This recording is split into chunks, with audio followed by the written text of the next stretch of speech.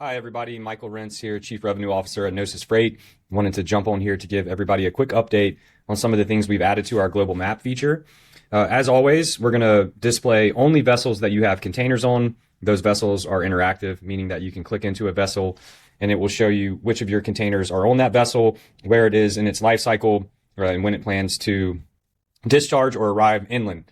Some additional features is you can now toggle between ports or vessels to kind of see the performance or what's happening with that specific entity. You see here with certain vessels, some are moored, underway, at anchor. Same with the ports. You can kind of toggle to see performance, rank ordered by flowing as well as they can versus some that are delayed. So quick toggle feature there. Additionally, we've added something called conflict zones. So obviously we're dealing with a situation in the Middle East, specifically in the Strait of Hormuz. We feel that there will be spillover effects or ripple effects, most likely in the Red Sea. But with regards to container flows, paying attention to big transshipment hubs like Singapore. So giving customers the ability to highlight those areas of interest, flagging certain conflict zones, funneling that into our data model, and ultimately trying to drive some insights or some effects that may happen with your container flow. So if you actually have containers near a conflict zone or near an area of interest, again, you'll always be able to highlight that and see which containers you have on there. You can click into that container.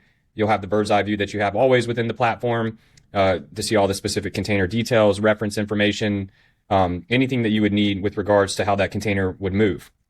Additionally, what's coming soon is you'll have the ability to multi-select containers or use our geofences. So a lot of the times leadership asks, like with the Evergreen, how many of our containers or subsequent goods are stuck behind the Evergreen in the Red Sea?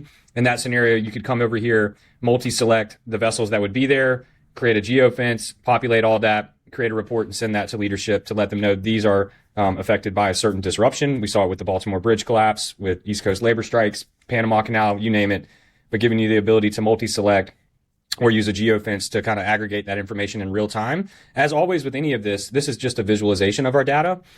This data is being populated by our API behind the scenes, and it can also be surfaced in alarms, notifications, reports, dashboarding, whatever, a few different types of ways to help you better manage by exceptions. We've also added this weather feature. This isn't that recent, but just a quick update so you can track things like typhoons or hurricanes, weather disruptions. Again, we'll surface it here visually, but we'll also funnel that into our predictive ETAs, estimated time of discharge, etc.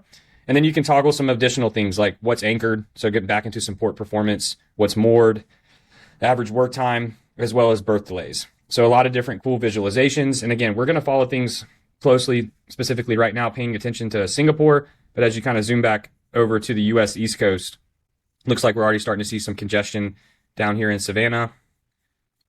If you can click into the port, it'll show you the port performance. And so this is applicable globally. At any of the ports, you can see there are 7 vessels at anchor.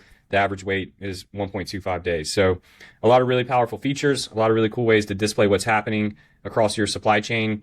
The new feature being conflict zones. But as always, paying attention to what's happening, how it's going to affect our customer supply chain, specifically the container flow, and trying to help our customers be more proactive when it comes to managing those exceptions. Thank you.